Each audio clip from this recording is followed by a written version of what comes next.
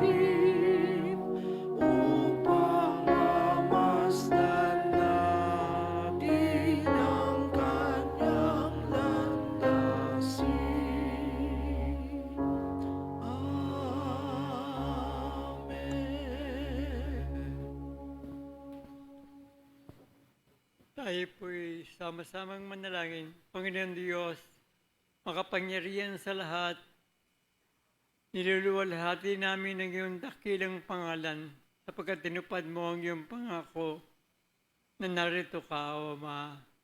Ikaw ay nadadama namin sa aming mga sarili at namamayani sa buong sanglibutan. Kinikilala namin na ikaw ang Diyos na makapangyarihan sa lahat.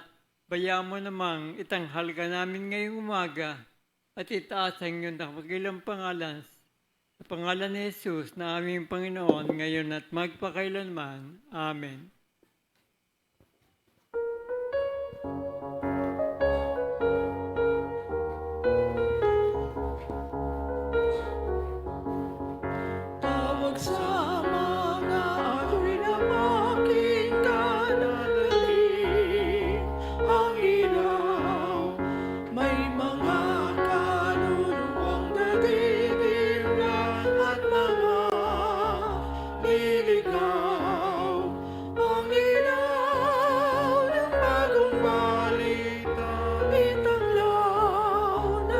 madlang. Ang ilaw ng bagong balita, itanglaw na sa madlang. Tawag ng masaganay na pakinggan, madalhin ang ilaw.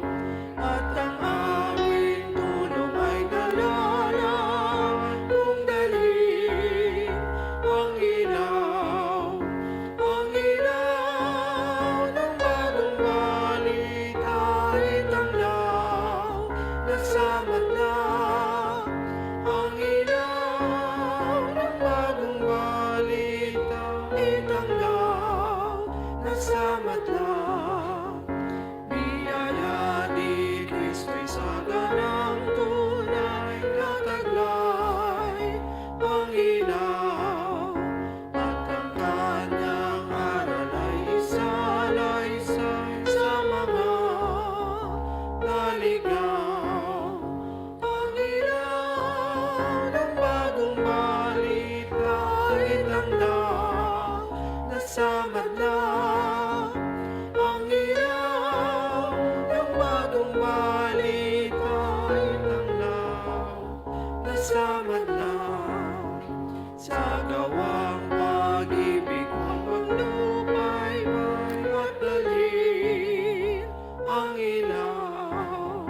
At samantalang may buhay na taglay, itanglaw ang ilaw. Ang ilaw ng bagong balita, itanglaw na sa madlang. Ang ilaw ng bagong balita, itanglaw na sa madlang.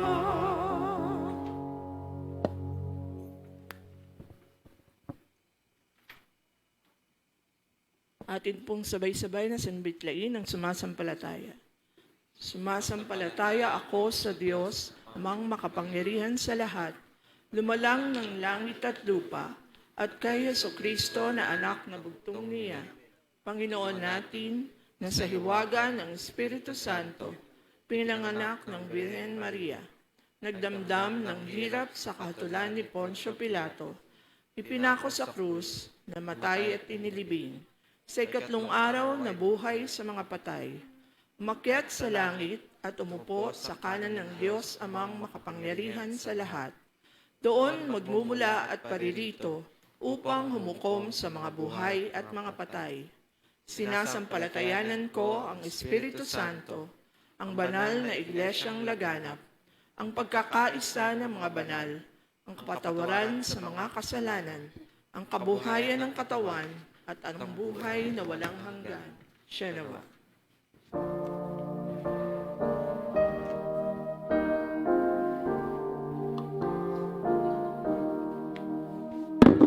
Ang ama'y papurihan at ang anak at ang Espiritu,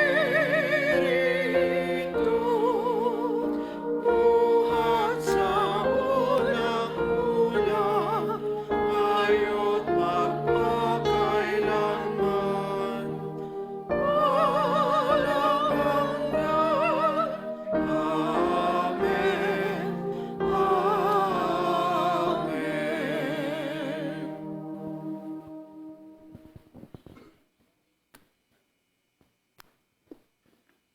Isang magandang umaga po sa ating lahat. Good morning.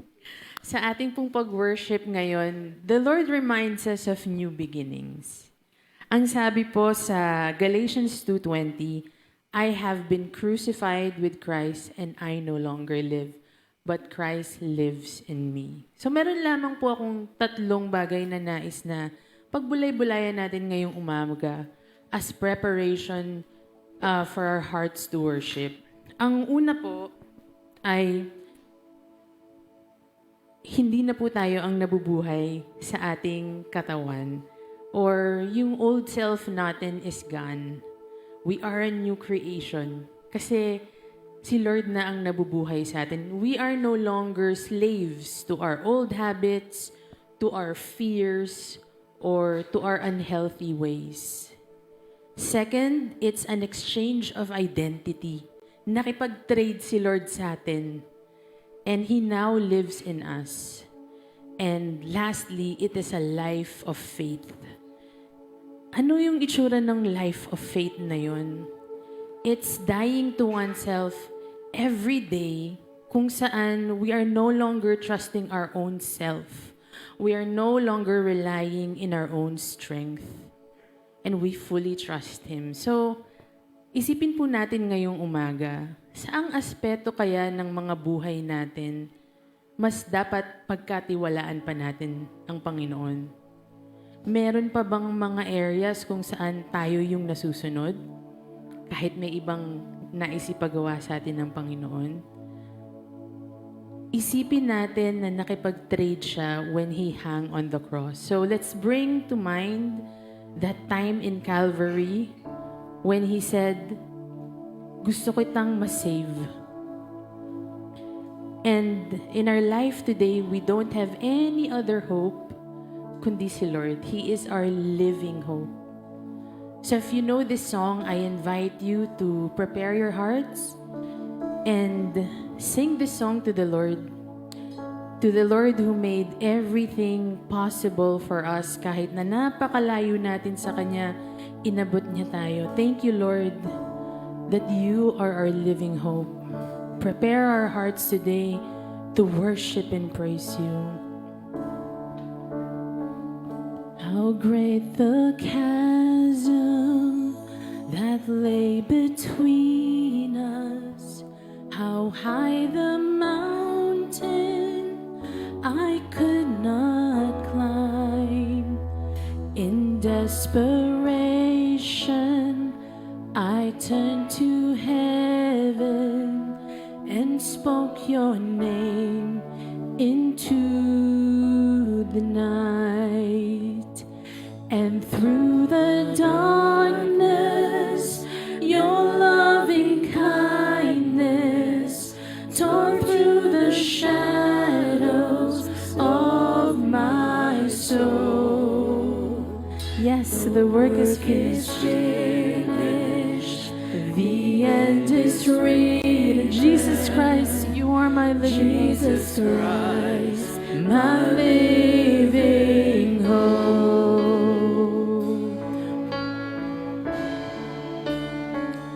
Who could imagine so great a mercy? What heart could fathom such boundless grace?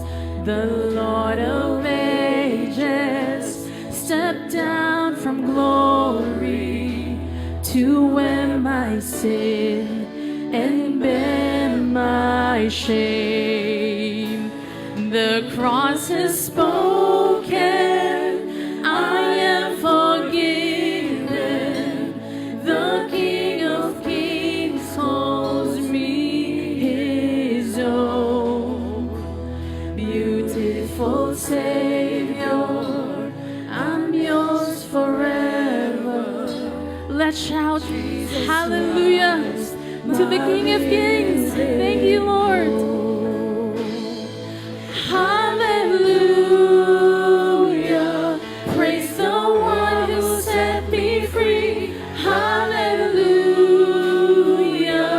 Death has lost its grip on me. You have broken every chain. There's salvation in your name, Jesus Christ, my living hope. Hallelujah. Hallelujah. Praise the one who set me free. Hallelujah. Death has lost its grip on me. You have broken every chain. There's salvation in your name, Jesus Christ, my living hope. Let's continue to worship our King of Kings, our living hope.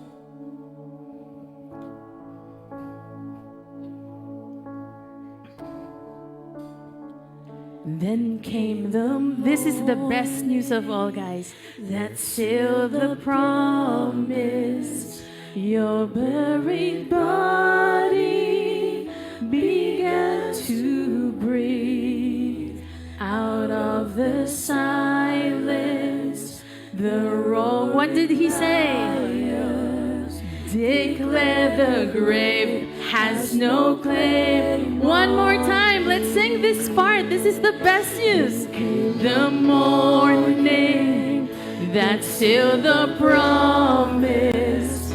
Your buried body began to breathe out of the silence.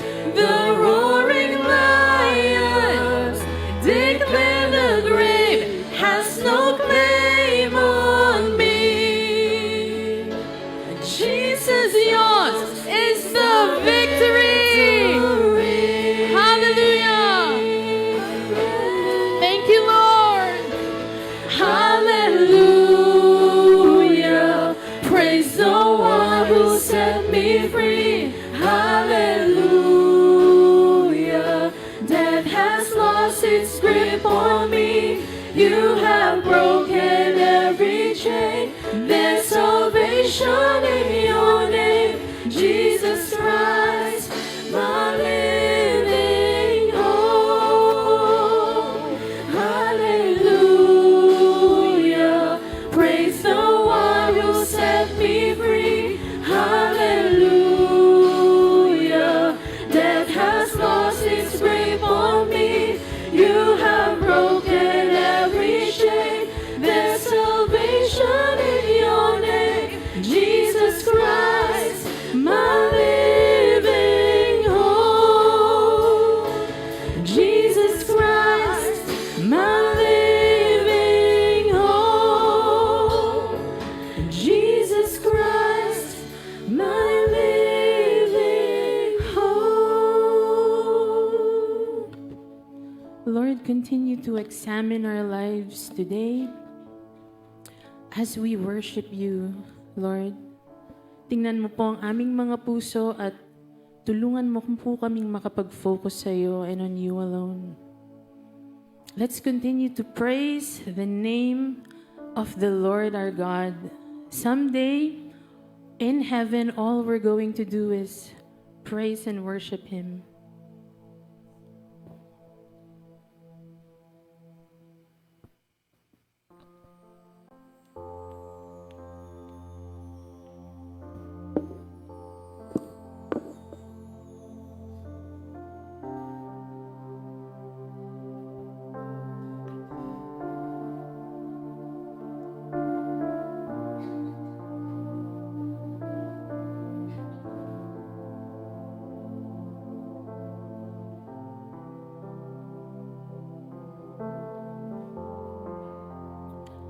I cast my mind to Calvary,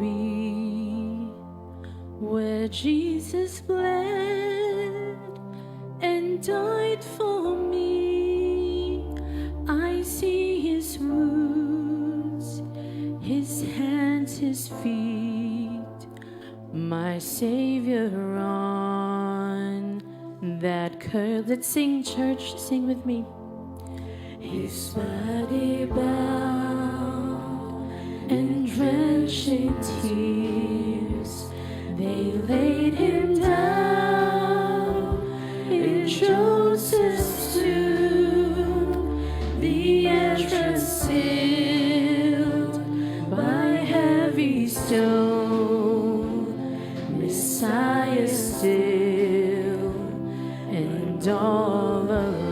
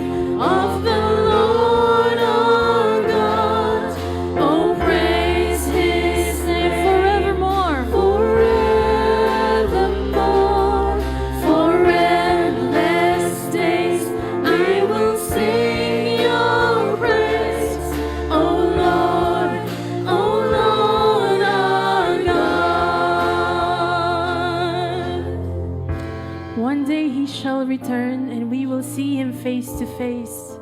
That would be the best day of our lives. Let's imagine that as we sing these last few lines.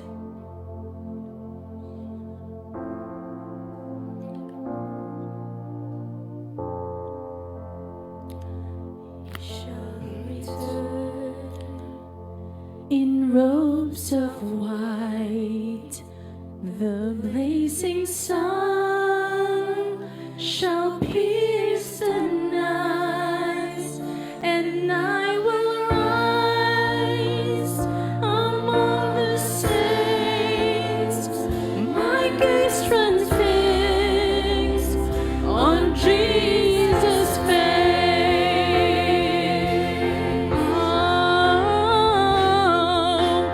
Praise the name of the Lord our God.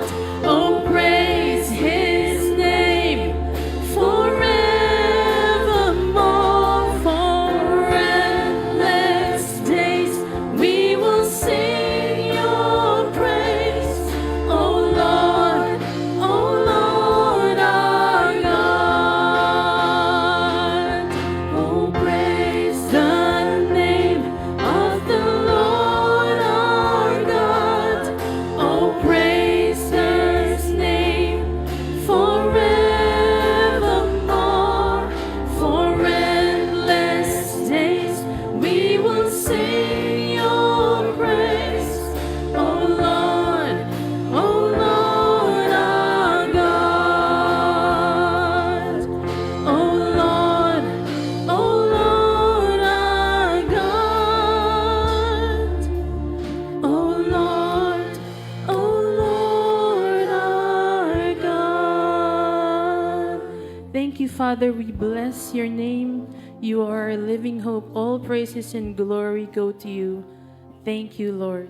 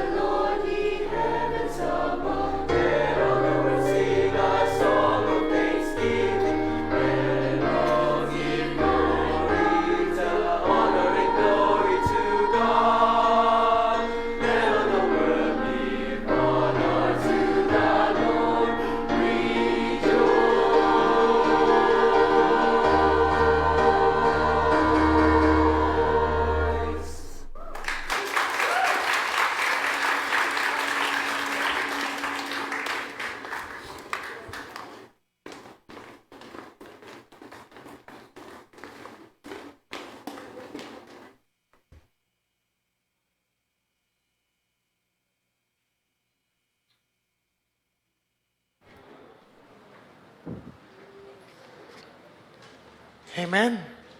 Sa pong magandang umaga sa inyo lahat. Tunay na ang ating Panginoon ay the living hope sa bawat isa sa atin. At siyang nagbibigay ng kasiyahan sa ating mga buhay. Amen po ba? Amen. Okay. Sandali muna po tayong manalangin. Maging kalukod nawa ang mga salita ng aking bibig. Pagmabulay-bulay sa iyong harapan. O Panginoon Diyos, na aking manunubos at aking malaking bato. Amen. Okay. Napakaganda po ng ating topic ngayon. It's about death to self. So, in Tagalog ay paglimot sa ating mga sarili. At nais kong basahin sa inyo ang ating teksto. Tayo po tumayo. Basahin po natin ang Luke 9:23. At sabi rito, and he said to all, if anyone would come after me, let him deny himself, take up his cross daily, and follow me. At ang sabi po sa Galatia 2:20, sabi, I have been crucified with Christ. It is no longer I who live, but Christ live in me. And the life I now live in the flesh, I live by faith in the Son of God who loved me and gave Himself for me. Pagpalain ng Panginoon ang mga basa ng kanyang banal na salita. Ang bawat isa po sa atin na nakipag-isa sa ating Panginoong Kristo ay dumating sa pagsusuko ng kanyang sarili sa Diyos. Yun ay nagsisisi ng tapat sa kanyang mga nagawang pagkakamali at tinanggap ang ating Panginoong Jesus. At alam ko, ang bawat isa sa inyo ay dumaan sa ganitong special na kalalagayan sa ating buhay. Ngunit, sa ating pagsisimula ng ating buhay, tayo ay mamumuhay bilang isang mga Kristiyano o tagapaglingkod ng Panginoon. We develop ourselves to become a disciple ng ating Panginoon. Base sa binasa natin, ito'y nakatuon sa pag-uusapan natin sa mga bagay na ito. That discipleship means dying to self. And by denying our own rule, bearing Christ's cross, and living under His Lordship. So dito tayo magsisentro ng ating pag-uusapan. Ngunit bago ko simulan ito, meron akong isang storya tungkol sa isang attorney. Ang pangalan niya ay David. Sa isang malalim na gabi, habang siya ay nagmumuni-muni sa kanyang malaking bahay sa lanay, ay sa ibabaw sa tabi ng kanyang lamesa doon, ay merong isang kontrata. Itong kontrata na to ay isa partnership ng law firm na kung saan magkakaroon siya ng magandang buhay, magandang trabaho. Ang kinakailangan lang niya, pirma para maging maayos ang lahat. Sa edad niya na 38, nasa kanya ng lahat ng bagay. Yung posisyon, yung yaman, respeto ng marami. Siya po yung ehemplo ng isang taong nagtagumpay gamit ang kanyang sariling lakas. Ngunit, habang siya'y nasa panahon ng pananalangin, laging may bumubulong sa kanya. Ang bulong, sabi, iwanan mo na yan, sumunod ka sa akin. Iwanan mo na yan, sumunod ka sa akin. Kasabay noon, merong isang papel doon o polyeto mula binigay sa kanya ng isang pastor na naghahanap ng isang volunteer director sa isang maliit na probinsya kung saan magmimisyon ang pipiliin itong direktor. Doon, walang sahod, walang pagkain, sapat lang kanyang kikitain. Pero nangangam-angam siya. Sabi niya, Panginoon, pinag-pray ko ito. Pinaghirapan ko ang posisyong ito ng 15 taon. Ito'y nangangahulugan na pag pinirmahan niya, nandun yung seguridad. No? Pero, kalin sabay noon, merong verse nakalagay doon sa form ng misyon. Sabi, makikita sa Lucas 9:23. Sabi doon, tanggihan niya ang kanyang sarili, pansinin araw-araw ang krus at sumunod sa akin. Napagtanto ni David ang kaguluhan ng kanyang pag-iisip. Ngunit, sa kanyang hindi may paliwanag na bagay, habang siya'y nanginginig, pinirmahan niya ang misyon sa probinsya bilang provincial director. At pagkatapos noon, sa loob ng isang buwan, nandun yung kanyang pagiging volunteer sa isang klinika na nag-aasikaso ng mga tao. Walang aircon, walang sasakyan, sasakay ng bangka, and everything. Na-miss niya yung mamahaling sasakyan at ibang mga bagay. Nasaktan yung pride niya. Ngunit alam niyo ba, mga magulang, mga kapatid, ito ang masakit na realidad sa pagpatay sa sarili. Masakit mamatay sa ego. Ngunit habang, alam niyo ba, ang ating Atty. David, habang lumilipas ang 1 buwan, 2 buwan, na lumalagi siya doon, nagkaroon ng magandang bunga ito sa kanyang puso. Sapagkat yung kanyang pagiging attorney, nagamit niya. Kasi yung palang lupa na yon ay mayroon nagpapalis sa kanila, nagamit niya ang kanyang profesyon bilang attorney, pinagtanggol ang mga tao doon. At habang sa mga sumusunod na mga buwan, isang gabi, on that same night, habang siya ay nakaupo sa isang lumang balkonahe sa ilalim ng mga bituin, nakaramdam si David ng isang malalim at totoong ligaya. Isang kapayapaan na hindi kailanman naibigay sa kanya ng kanyang marayang opisina.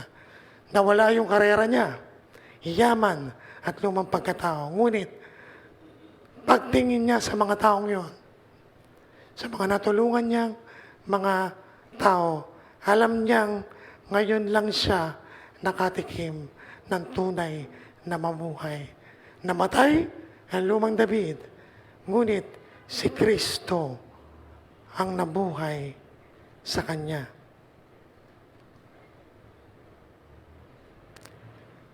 What does it mean to die to self and to live for Christ? 3 bagay lang po ang aking share sa inyo. There are 3 marks of deaths to self according to Jesus and to Paul. Una, surrender. Sabihin nyo, surrender. Surrender, self-rule. Sapagkat, sabi nga doon sa 9:23, if anyone would come after me, let him deny himself.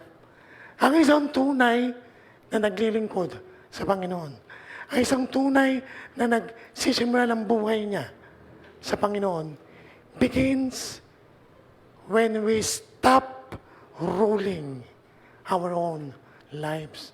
Na hindi na ito ako, hindi na ikaw ito Jojo, hindi na ito TNP Ed o TNP June. Ang ating buhay ay nagpapailalim na sa kalooban ng ating Panginoon. When Jesus said, deny to self, it is also death to self. Meaning, it is a call to surrender and follow Him faithfully. Following Jesus requires actively choosing to put His will above our own personal desires. Nakatulad ni David, yes, maraming nawala sa kanya, ngunit siya nagpaloob sa kalooban ng Diyos, kinalimutan ang kanyang sarili. At nangyari na maganda ang naging resulta nito. In surrender to self-rule, tatlong bagay po ang ating titignan dito. Una, self-denial rejects personal authority. Self-denial rejects personal authority. Pangalawa, surrender places Christ above self. And pangatlo, following Jesus requires full submission. Ang ating Panginoong Isus ay nagturo sa kanyang mga disipulo, sa kanyang mga tagasunod, na to have a spiritual discipline of self-denial. Ano po ibig sabihin nun? Jesus told them, His disciples, that sa Marcos, sa Mateo 16:24, kasi yung kanina po, Lucas, Jesus told His disciples, if anyone would come after me, let him deny himself, take up his cross daily, and follow me. Sabi, sa verse na ito, sa book ni Matthew focuses heavily on the immediate total crisis of commitment the disciple faced upon learning about the suffering, death, and resurrection of Jesus Christ. Kasi dito po, sa Mateo, nireveal na ng Diyos, Panginoong Sus, na ako'y dadaan sa paghihirap, ako'y mamamatay, at sa pamamagitan, sa loob ng 3 araw, ako'y muling mabubuhay. Sinabi niya to sa kanyang mga disipulo, hindi upang pabigatin ang kanilang kalooban. Kung hindi, maging kabahagi niya sa journey ng kanyang misyon sa mundong ito. Na kailangan nilang limutin ang kanilang sariling kaba, sa nilang kanilang takot, at magpakatapang na harapin ang pagsubok na kasama ang ating Panginoong Hesus sa kanilang mga buhay.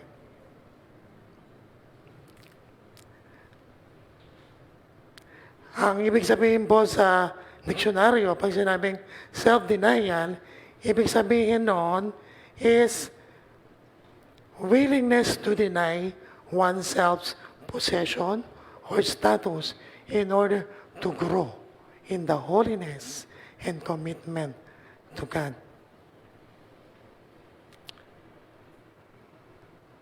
Ang ating mong Panginoong Isus, ay malaki ang naging impact ng ating Panginoong Isus kay Apostol Pablo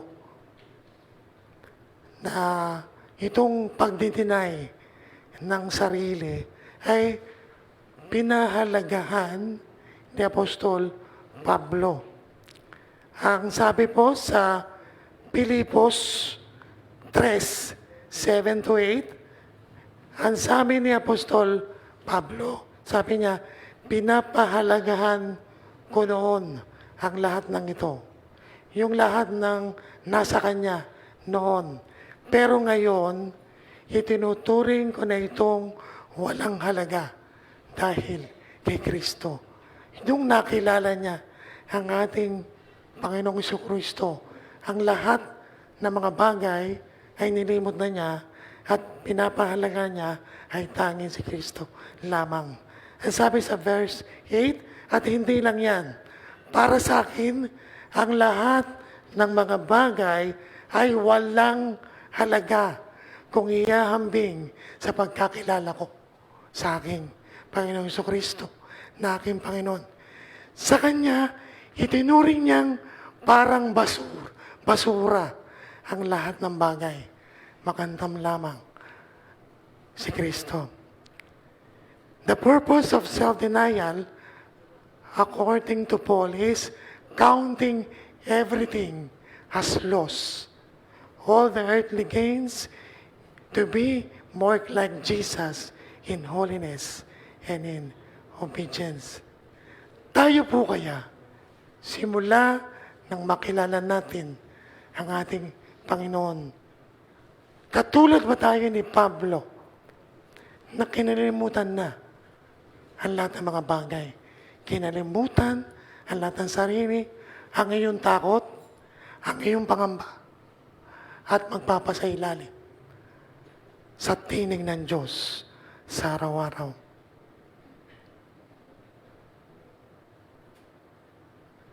Pangalawa, ang sabi, we must share and embrace Christ's cross. Malinaw sinasabi ni Lucas dito na dalihin ang krus ng Panginoon araw-araw.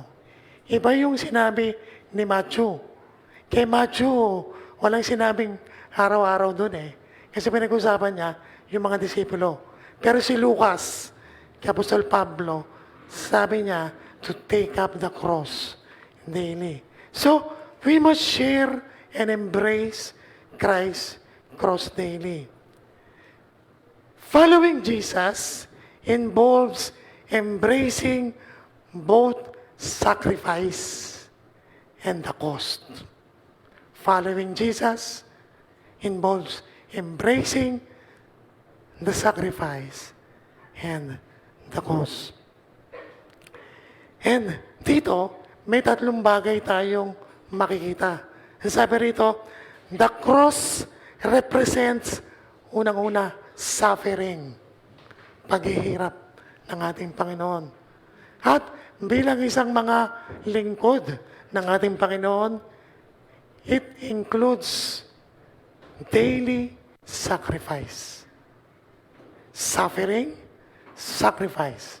Pangatlo, faithfulness continues even in times of hardship.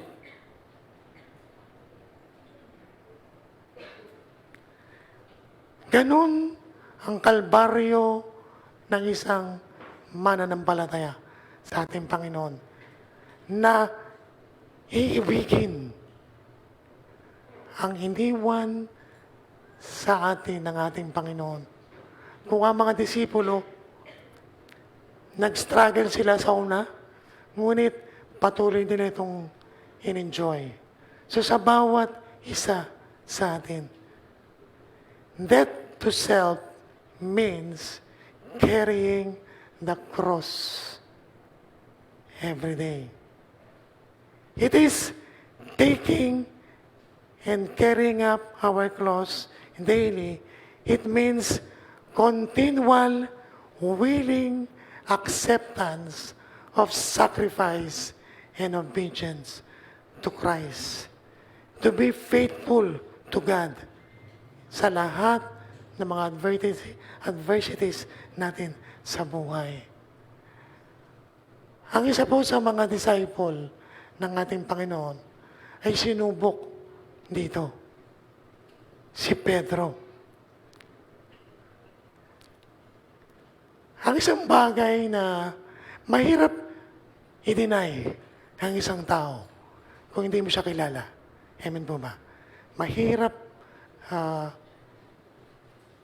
ipaglaban ng isang tao kung hindi sila nakilala. Ngunit ito yung nangyari kay Pedro, na after siyang iangat ng ating Panginoon doon sa Cesarea Philippi, at nagtanong ang ating Panginoon, who the people say I am? Sinagot ni Pedro, you are the Christ, the Son of the living God.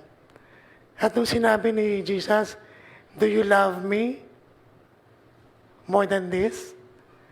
Ito'y pagpapatunay na ang ating misyon sa ating mga buhay ay lagi nating faithfully na paglikuran ang ating Panginoon.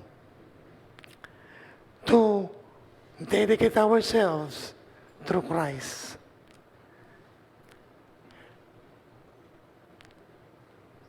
Ano po ba yung isang bagay na nakapipigil sa inyo upang hindi kayo maglingkod sa ating Panginoon? Trabaho po ba ito? Yung posisyon niyo po ba? O yung sarili ninyong pride? Mga magulang at mga kapatid, kapag nagdesisyon tayong sumunod sa ating Panginoon, nandun yung pag-embrace at ibahagi ang salita ng Diyos, whatever is the cost. Pangatlo po, ang sabi dito, to submit and live under Christ's life. To submit and live under Christ's life. Ano po ang ibig sabihin nito?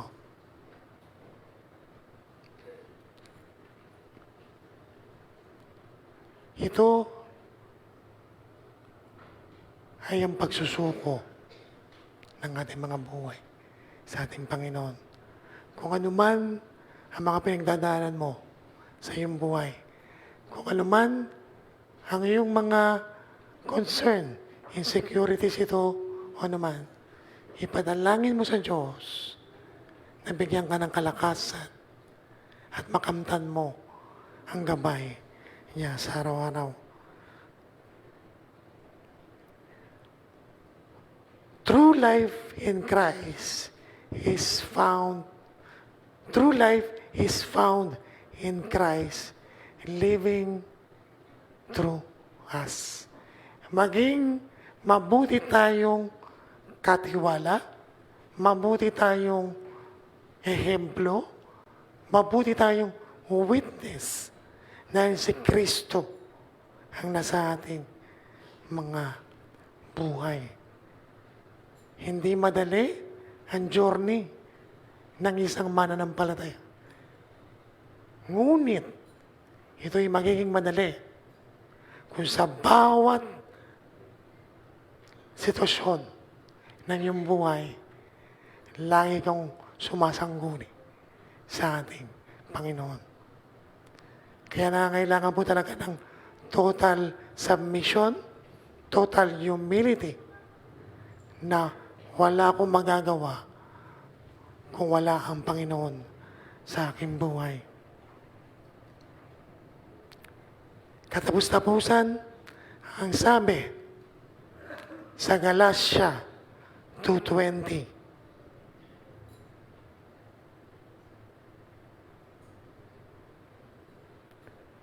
Sabi niya, ang lahat ng nakipagrelasyon sa ating Panginoon ay kasama sa paghihirap ng ating Panginoon araw-araw. Ngunit, ang buhay na ito, hindi na ito ang namumuhay sa aking sarili, kundi ang ating Panginoon. Ang buhay na ito na binubuhay ko in the flesh ay sa pamamagitan ng pananampalataya ko sa ating Panginoon. Mga magulang, mga kapatid, ganong kalaki ang pananampalataya sa ating Panginoon. Do you really love the Lord? I'm sure yes. Do you really want to follow God in your heart? And I mean, siguro yes. Pero, ang total nito, are you willing to submit and obey to Christ's rule?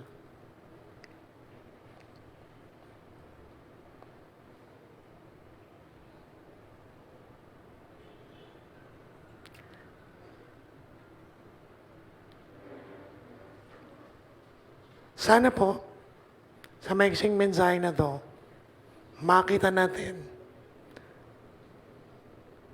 that the true life begins kung si Kristo ang namumuhay sa atin. So, we must surrender our control sa ating Panginoon. Maging mabuting witness tayo na dalhin ang krus ng Diyos sa araw-araw. And wholeheartedly, we must submit to the Lordship of Christ. Merong isang istorya na isang nag-drive ng truck. Luma na yung truck niya eh. Pero ang expertise niya is arm wrestling. And ang dream niya is sumali sa mga arm wrestling. Kasi ang goal nun, ang reward, napakan ng truck. Sa tuwing sumasali siya sa ganito, meron siyang sombrero. Alam ko, napanood niyo to. Tinaturn niya, iniikot niya yung kanyang sombrero at natatalo niya ang kanyang mga kalaban. Nung isang final na laban niya, in-interview siya, sabi niya, bakit iniikot mo yung yung hat mo? Sabi niya, anong dahilan? Well, ang tanging kong dahilan is mapanalunan yung napaka-gandang truck. Ngunit sabi niya, kaya niya iniikot yun, habang siya'y lumalaban, habang siya'y nakikipaglaban sa kanyang katunggali, hindi siya yung lumalaban. Kundi, para siyang truck, yung price na yon na lumalaban at natatalo niya ang kanyang kalaban. Na sa aking pag-analyze, kung ang buhay po natin ay magkokontrol ang ating Panginoon sa bawat laban ng ating mga buhay, turn natin yung hat at hayaan natin i-control ng Diyos ang ating mga buhay, sigurado ako, lahat ng mga laban nyo ay magtatagumpay. Nawa sa maiksing mensaheng ito, mapapurihan natin ang Diyos, patuloy nating deny ating mga sarili, at we submit to God. Tayo po'y tumayo. Tayo po'y manalangin. Dakilang Diyos, namang makapangyarihan sa lahat, purihin ka sa araw na ito. Alam namin sa buhay naming mga Kristiyano, tunay na may laban sa aming mga buhay. May panghihina, merong takot. Ngunit ka, Panginoon, arm ourselves with your love, with your armor, nagabayan kami at bigyan kami ng lakas upang malabanan namin ang mundo ng punong-puno ng paghihirap at gamitin mo kami bilang mabuting ehemplo sa lahat upang ibahagi ay mabuting balita. Sa diwa ng pangusap ito, sa pangalan ng Diyos ang dalangin. Amen. Purihin po. Panginoon.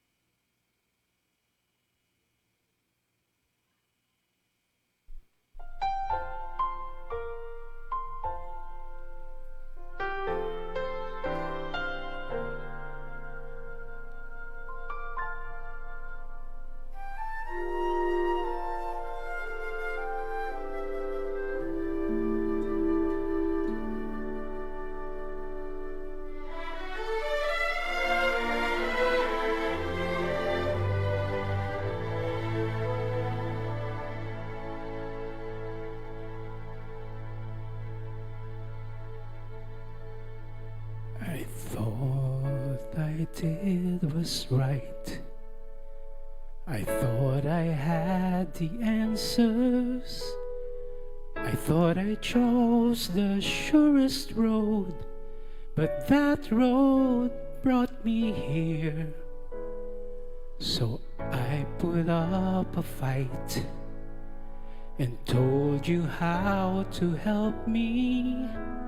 Now just when I have given up, the truth is coming clear. You know better than I.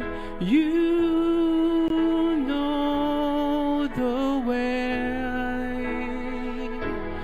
I've let go the need to know why, 'cause you know better than I. If this has been a test, I cannot see the reason. Maybe knowing I don't know is part of getting through. Now that knows the best, but faith has made it easy to see the best thing I can do is put my trust in you. You know better than I. You know the way. I've let go the need to know why, for you know better than I saw one cloud and thought it was the sky. I saw a bird and thought that I could follow. But it was you who taught that bird to fly. If you can reach me, will you teach me? For you know better than I.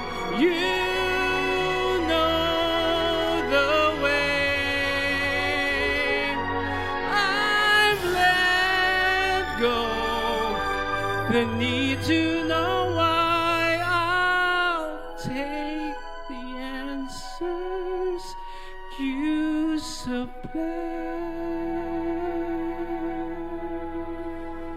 For you know better than I.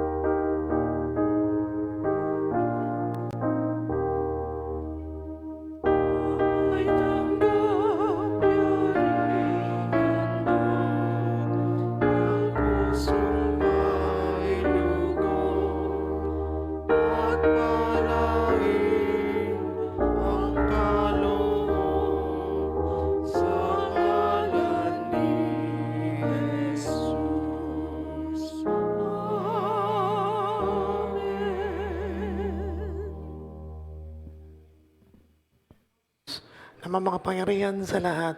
Maraming salamat sa mga kaloob na ito sa iyong iglesia. Naway patnubayan mo ang mga nagbigay na ito. I-bless mo ang kanilang mga buhay, kanilang mga pamilya. Patuloy na maglingkod sa iyo, sa iyong ubasan. At sa panahon ito, sa aming pagbabasbas, sa mga may kaarawan at may anibersaryo ng kasal, sa ibang pagpasalamat, naway gamitin nyo ang yung mga walang kamulong alipin upang sila ay tumanggap ng basbas.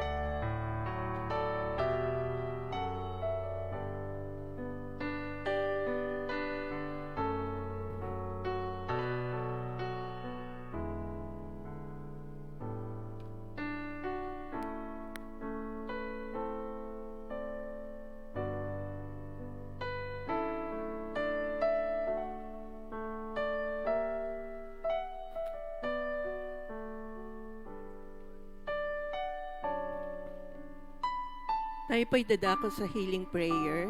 Tumayo po ang kapulungan.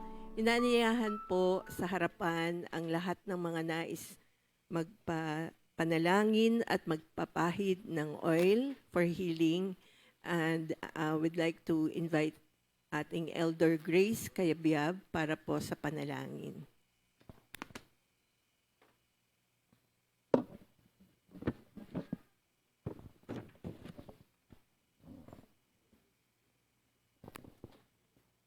Tayo po ay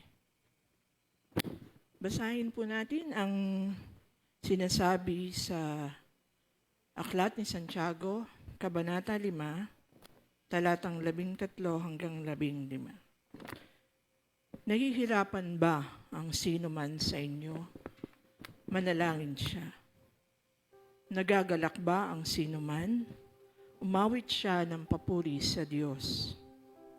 Kung kayo ay may sakit, ipatawag ninyo ang mga pinuno ng iglesia upang ipanalangin kayo at pahiran ng langis sa pangalan ng Panginoon. Pagagalingin ng Diyos ang may sakit dahil sa panalangin may pananampalataya.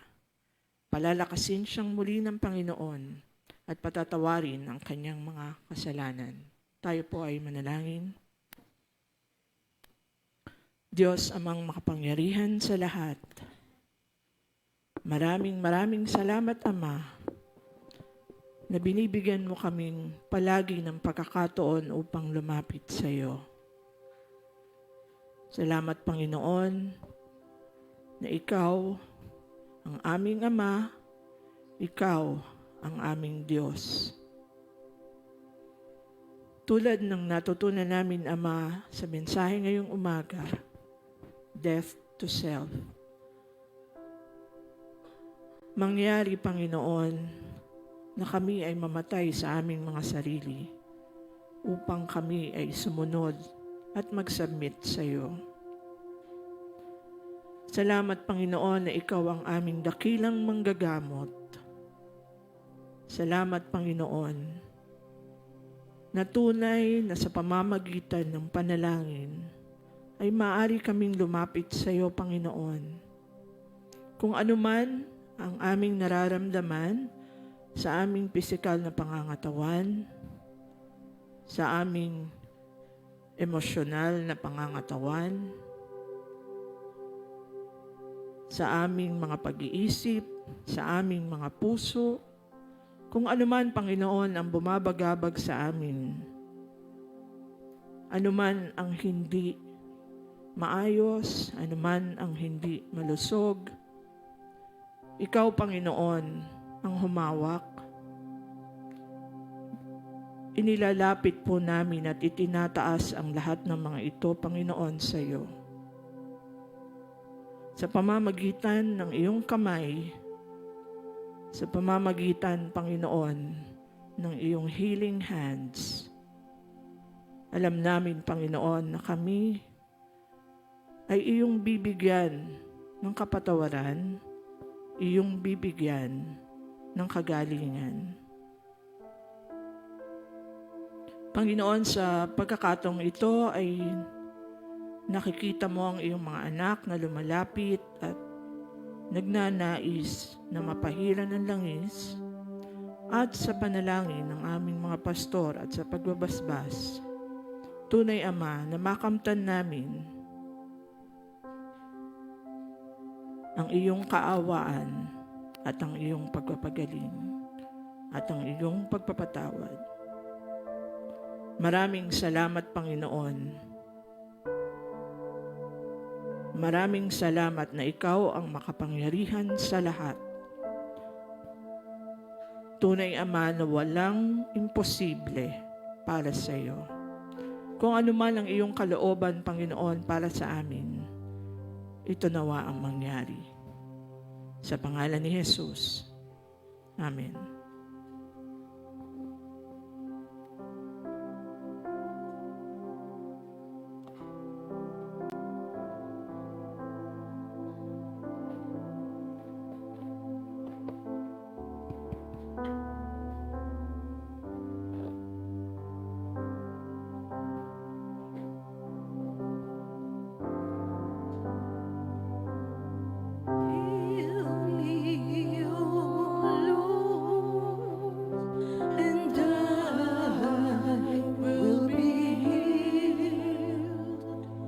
Save me, and I will be saved.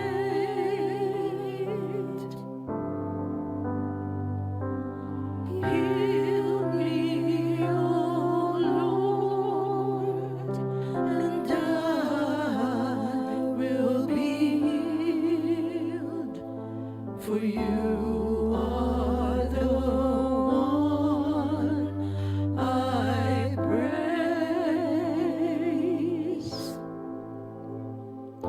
You are the one I praise. Heal me, O Lord, and I will be healed. Save me, and I will be saved.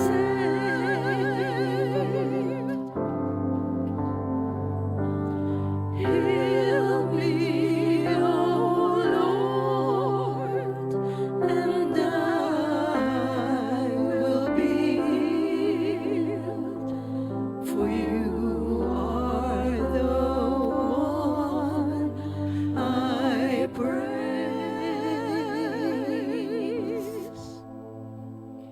You are the one I praise.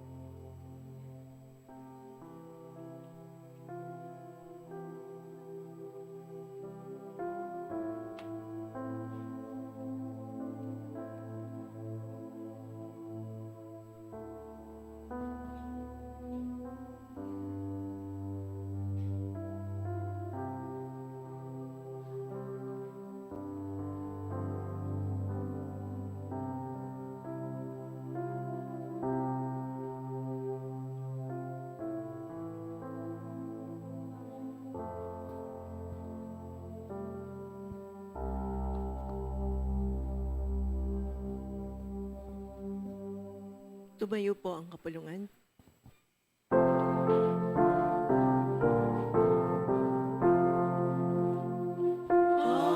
Awa'y papurihan ang Espiritong Banal ng mga taong nilalang at ang ganang sanlibutan.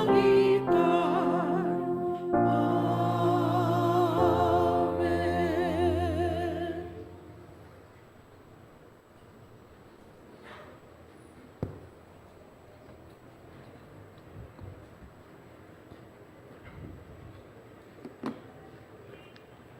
Ang di matinggalang pag-ibig ng Diyos na sumasaibabaw ng lahat ng pag-iisip. Ang siyang gumabay, mag-ingat sa bawat isa sa atin, sa ating pamilya, habang tayo'y nagkakawalay sa isa't isa. Sa pangalan ng Ama at ng Anak at Espiritu Santo. Amen.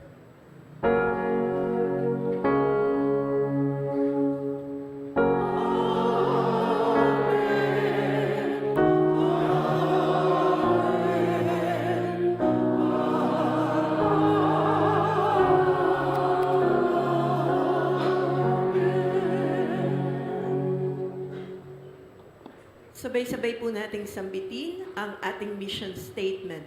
Ang Tipas Unida Church na binuo sa pag-ibig ng Diyos ay iglesyang matatag, nagkakaisa sa pananampalataya, huwaran at ilaw sa pamayanan, at lumalakad sa gabay ng Espiritu Santo na ang layunin ay humayo at ipalaganap ang banal na salita ng Diyos.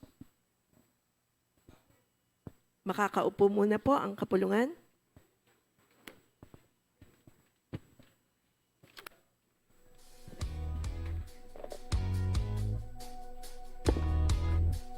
Isang mapagpalang umaga po sa inyong lahat and welcome to Tipas Unida Church, the church that...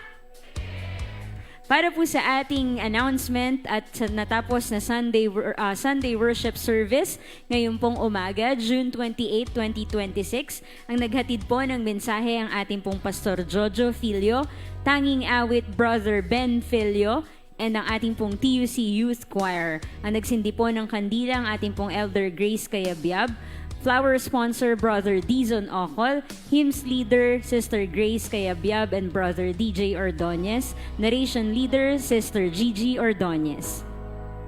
Para naman po sa ating next Sunday worship service on July 6, 2026, ang maghahatid po ng mensahe ang ating pong Pastor Gamaliel Filio, tanging awit Brother Arwan Son, and TUC Choir. Ang magsisindi po ng kandila ang ating pong Elder Lady Filio, hymns leader Yvette Balida, narration leader June Pagsisihan.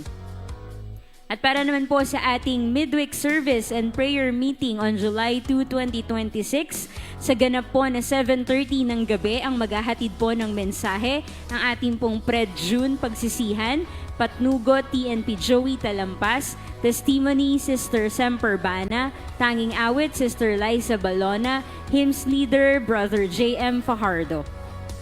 At narito po ang mga susunod na speaker for our midweek service.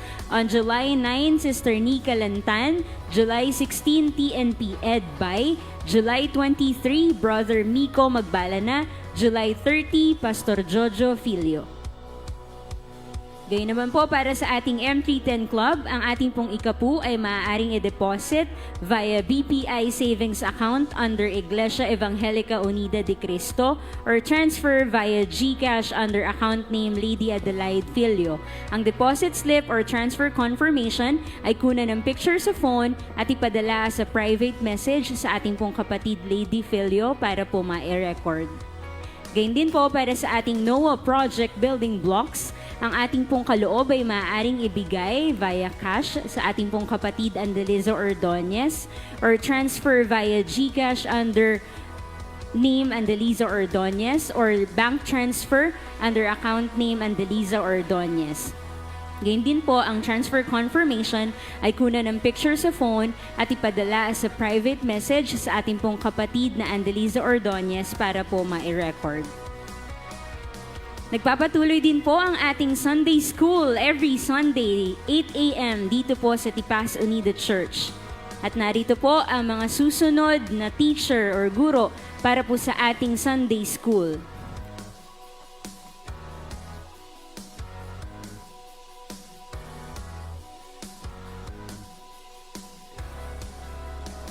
Para po sa ating grades 1 and 2, grades 1 to 3, Sister Venice and Sister Ella. Para po sa ating grades 4 to 6, Sister Anna Marie and Sister Annalisa. Para po sa ating junior high school, Sister Jovi and Sister Irene. Para po sa ating senior high school, Brother Isaac and Brother Red. Para naman po sa ating mga kalalakihan, Brother Cito and Brother Dan.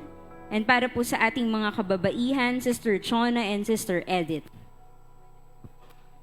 At gayon din po nagpapatuloy ang ating Bible study every Saturday sa ganap na alas 2 hanggang 3:30 ng hapon. Ang BS Family po 1 and 2 ay via Zoom. BS Family 3 to 6 face-to-face dito po sa ating church. Gayon din po ang ating prayer meeting every Wednesday sa ganap na 6 p.m. via Zoom. Ang Zoom link po ay ipapadala sa TPC Members Chat Group. At mamayang hapon po, para po sa ating mga kabataan, magkakaroon po tayo ng Upward Youth Fellowship, 1:30 p.m. po dito po sa ating church. At karagdagang pagbabalita po, ang Upward Youth goes to Unida Youth Conference 2026. Purihin po ang ating Panginoon sa isang masagana at successful na 10 years Unida Youth Conference kahapon po sa Laguna. At maraming salamat po sa ating church sa pagtulong para po makarating ang mga kabataan. At gayon din po ang Upward Youth Fundraising na naganap po kahapon kasabay ng pagsuporta sa ating pong Youth 10th Anniversary sa National Unida Youth Conference. Patuloy po na ini-equip ng ating Panginoon ang mga kabataan sa pamamagitan po ng fundraising. Hindi lamang po sa pagbuo ng pondo, kundi pati sa paglago sa kanilang pananampalataya, pagtutulungan at paglilingkod para po sa ating Panginoon. Ito po ang ating Upward Youth Kabataan ng Tipas kahapon po, at maraming salamat po sa mga sumuporta. Purihin po ang ating Panginoon dahil 20 items lang po yung natira sa lahat po ng binenta po natin kahapon. And happy birthday po! Happy birthday, Sister Catherine Peñas on June 28. And Sister Julie Emosino on July 2.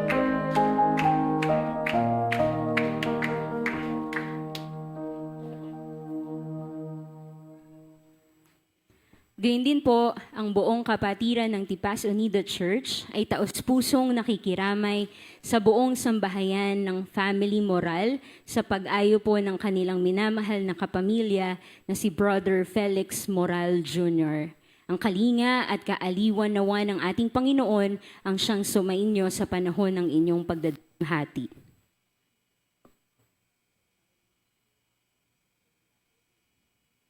Ngayon naman po, patuloy po naming ine-encourage ang bawat isa po sa atin na sama-sama po nating punuin ang ating pong building blocks para po sa ating pinapangarap at pinagpipre.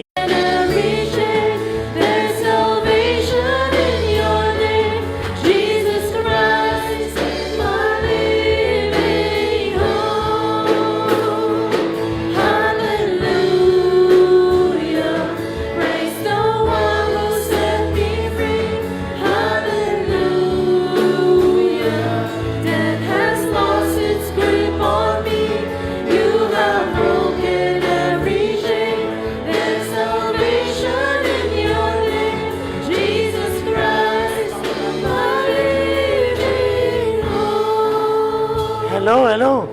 Ay.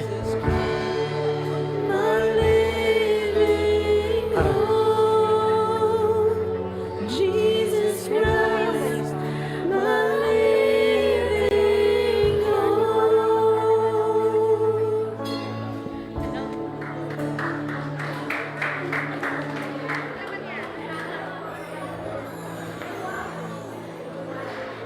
Basta.